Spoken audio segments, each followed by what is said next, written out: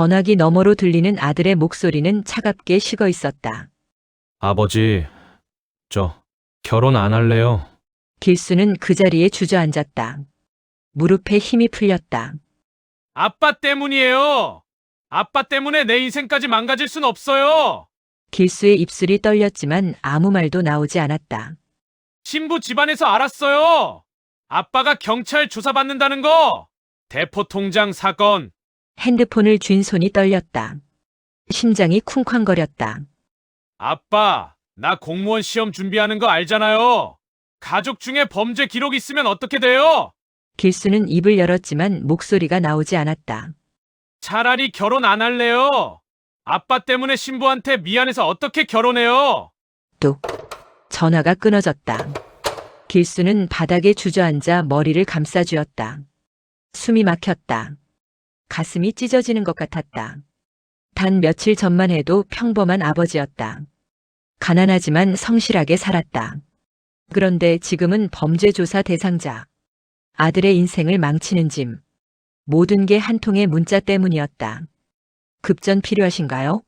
신용 관계없이 당일 입금 가능. 최대 500만 원. 하늘이 준 기회라고 생각했다. 그건 지옥행 티켓이었다. 그는 어떻게 이 상황을 벗어날 수 있을까? 그리고 아들의 결혼식은 정말 무산되는 걸까? 이 이야기의 반전이 궁금하다면 구독과 좋아요 먼저 눌러주세요. 3주 전, 지우가 결혼 소식을 전했을 때 길수의 가슴에 먼저 찾아온 건 두려움이었다. 기쁨이 아니라 그는 경찰서 미화원이었다. 월급은 최저시급 수준. 작은 월세방에서 근근히 살아가는 처지. 평생 열심히 일했지만 수중엔 늘 돈이 없었다. 아들을 대학까지 보냈다는 것만으로도 기적이었다. 장학금과 아르바이트로 버틴 지우. 그 옆에서 길수는 아무것도 해주지 못했다. 지우는 웃으며 부담 갖지 말라고 했지만 길수의 가슴은 무너져 내렸다. 작은 결혼식이라도 아버지가 뭔가 해줘야 하는 거 아닌가. 그날 밤 길수는 잠을 이룰 수 없었다. 통장을 확인했다. 80만 원. 다음 달 월세를 내면 남는 게 없었다. 대출을 받아야 했다. 하지만 신용등급이 낮은 그에게 은행 대출은 불가능했다. 이미 몇 년 전 거절당한 경험이 있었다. 길수는 핸드폰을 들고 인터넷을 검색하기 시작했다. 저신용자 대출, 무직자 대출 가능, 당일 입금. 광고들이 쏟아졌다. 위험하다는 건 알고 있었다. 불법 사채일 수도 있다는 것도. 하지만 아들 결혼식인데 단 몇 푼이라도 해줘야 했다. 그때 핸드폰에 문자가 떴다. 급전 필요하신가요? 신용 관계없이 당일 입금 가능. 최대 500만 원. 상담 클릭. 길수는 그 문자를 한참 바라봤다. 머릿속으로는 경고음이 울렸다. 하지만 가슴속에선 다른 목소리가 들렸다. 이게 마지막 기회야. 하늘이 준 기회일지도 몰라. 떨리는 손으로 링크를 클릭했다. 깔끔한 디자인의 상담 페이지. 그럴듯한 회사명. 햇살금융대부. 전화를 걸었다. 친절한 여자 목소리가 그를 안심시켰다. 신용등급 상관없이 대출 가능하다고 했다. 다만 절차가 있다고 했다. 여자는 설명을 이어갔다. 신용등급이 낮으면 일반 대출은 어렵지만 특별한 방법이 있다고. 길수 명의로 통장을 하나 새로 만들면 된다고.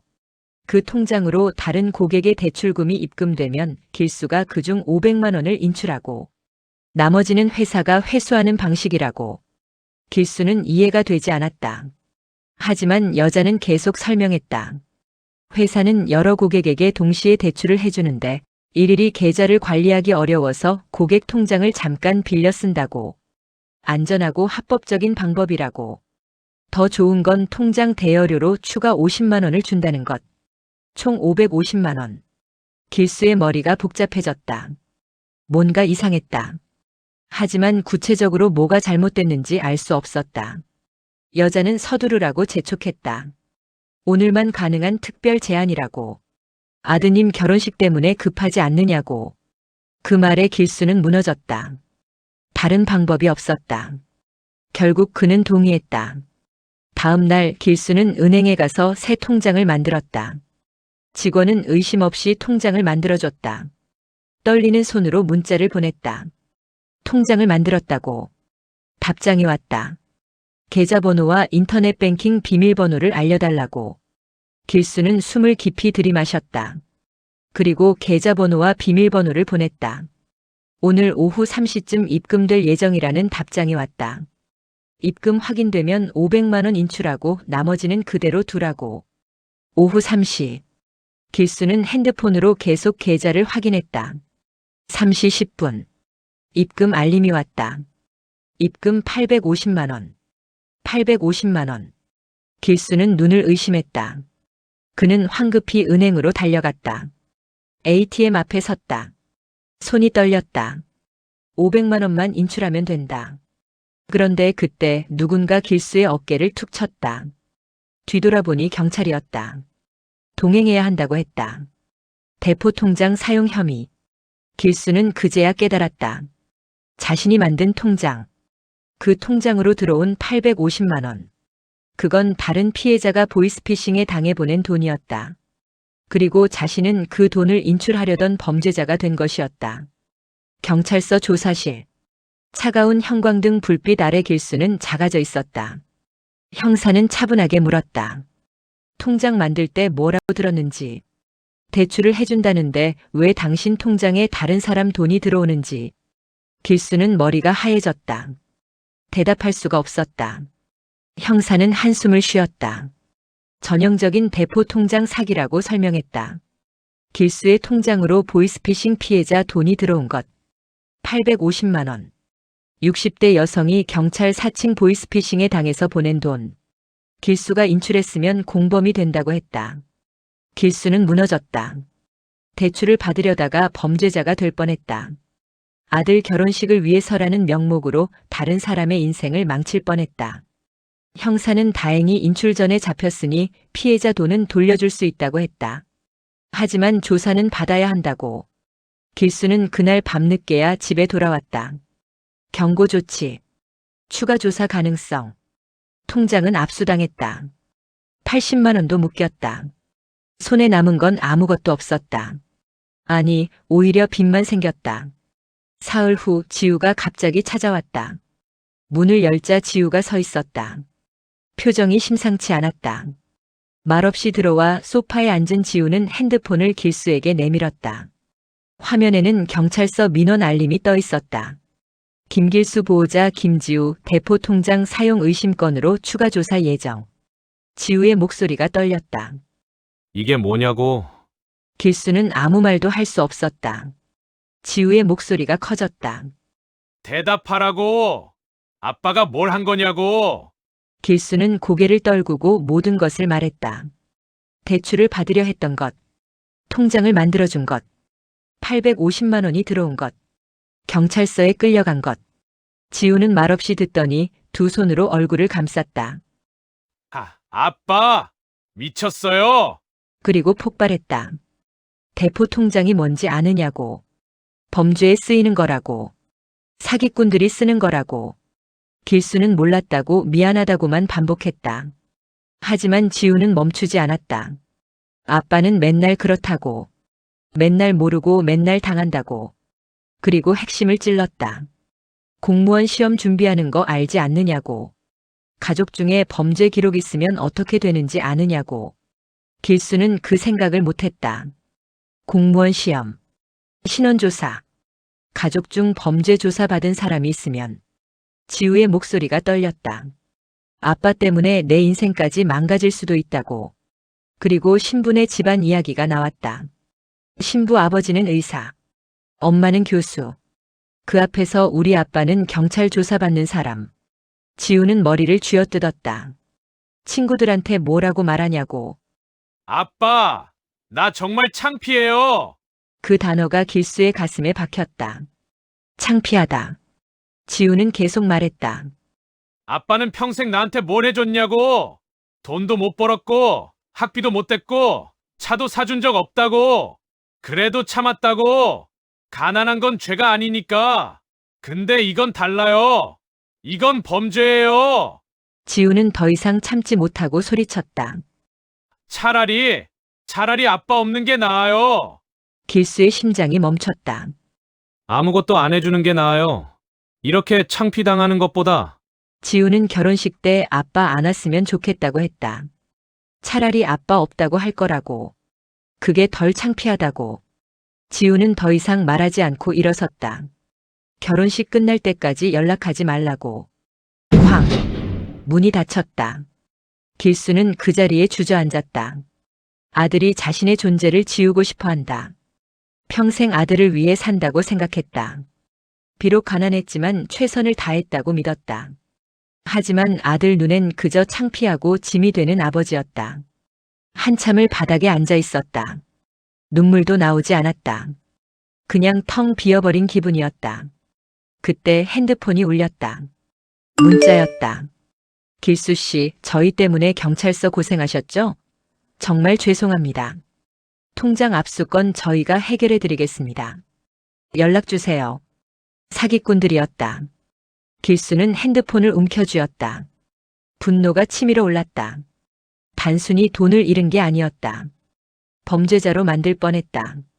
아들과의 관계를 완전히 망가뜨렸다. 인생을 송두리째 빼앗았다. 잡아야 한다. 이 새끼들을 반드시 잡아야 한다. 복수가 아니었다. 정이었다. 그리고 아들에게 보여주고 싶었다. 나도 뭔가 할 수 있다는 걸. 아버지가 창피한 존재만은 아니라는 걸. 다음 날 아침 길수는 경로당으로 향했다. 김노인을 만나야 했다. 그리고 계획을 세워야 했다. 이 싸움은 이제 시작이었다. 경로당 문을 열자 익숙한 풍경이 펼쳐졌다. 화투를 치는 어르신들, TV 앞에 앉아 아침 뉴스를 보는 분들, 구석에서 바둑을 두는 노인들. 어르신들이 반갑게 인사했지만 길수는 평소처럼 웃을 수 없었다. 구석 자리에 앉아 커피를 마시며 멍하니 있었다. 그때 김노인이 핸드폰을 보며 혼잣말을 했다. 요즘 문자 사기가 정말 많다고. 택배 문자라더니 이상한 링크만 보낸다고.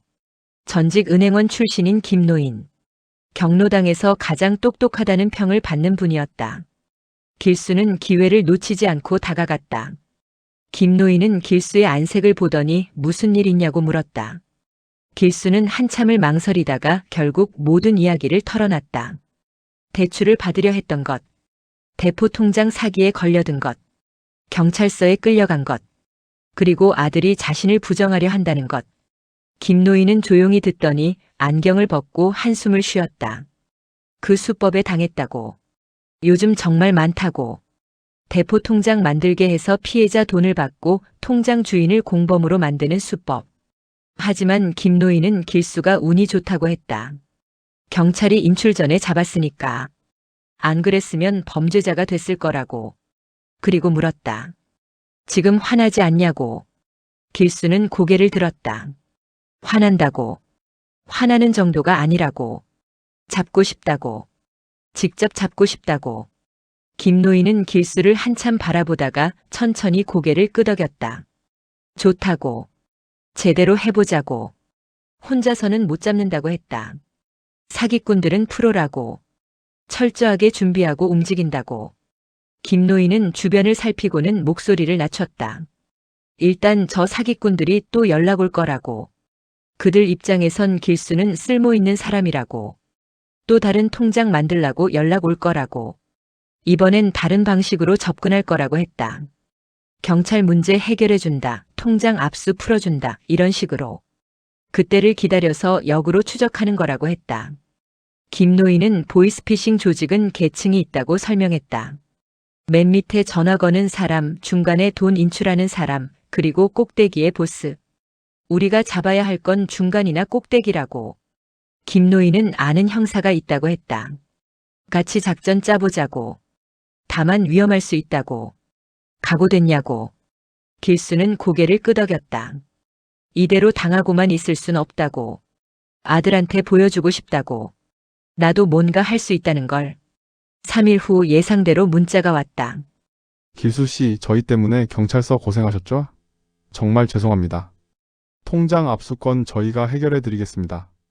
연락 주세요. 길수는 김노인에게 보여줬다.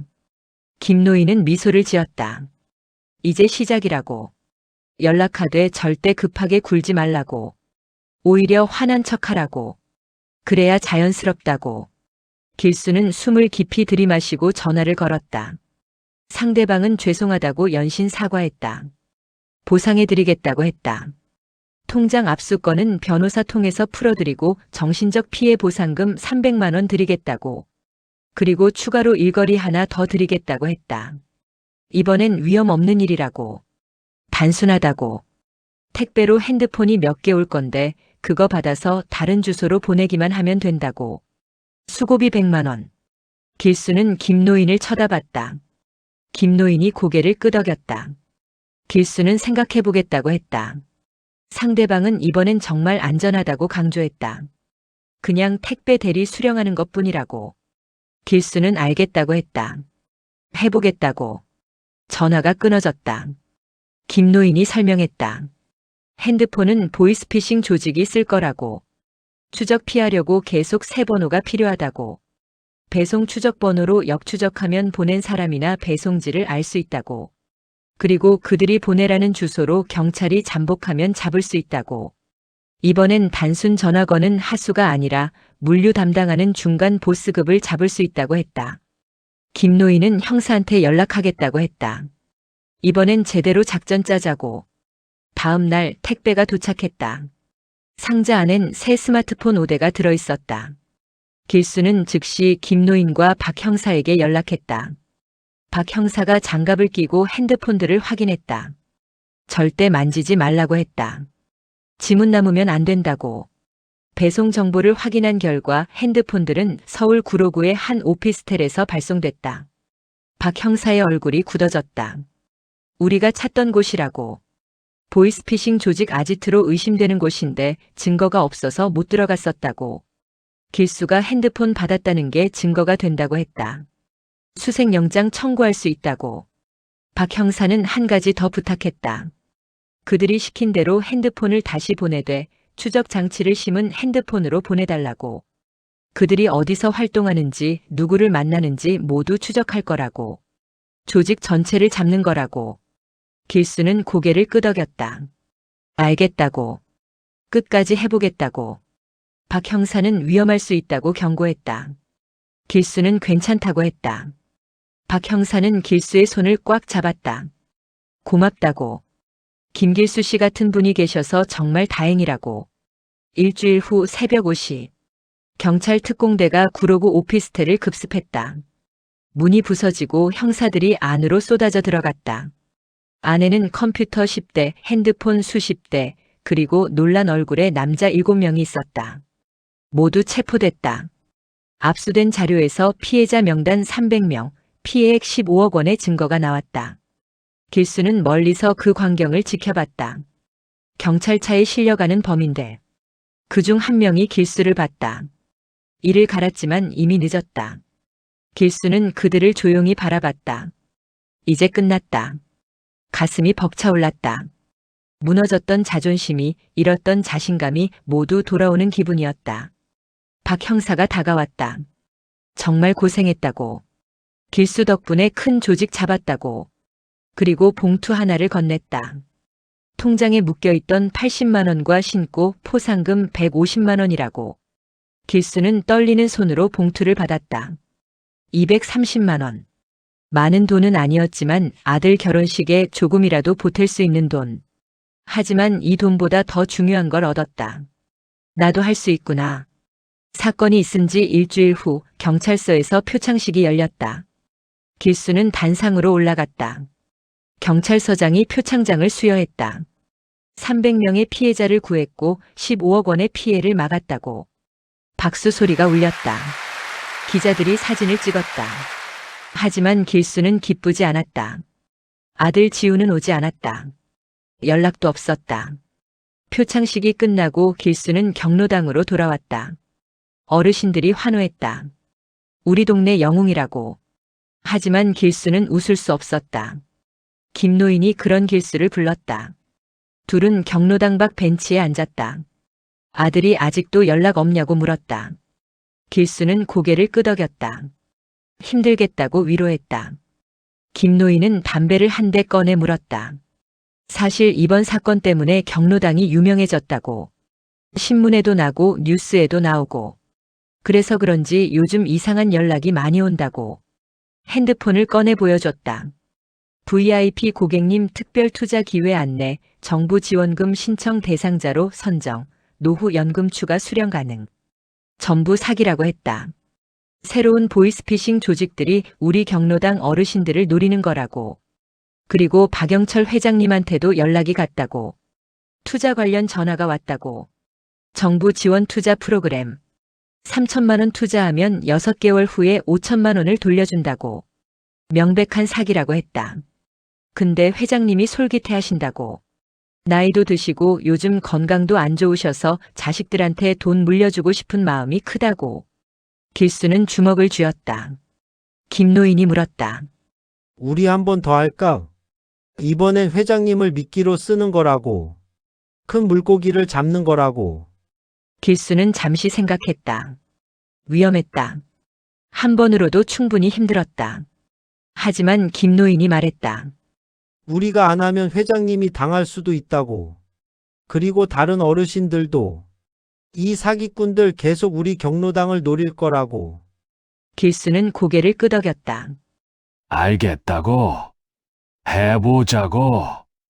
다음 날 박영철 회장이 경로당에 왔다. 70대 중반의 노신사. 한때 사업가였던 그는 여전히 카리스마가 있었다. 회장은 길수의 손을 꽉 잡았다. 고맙다고.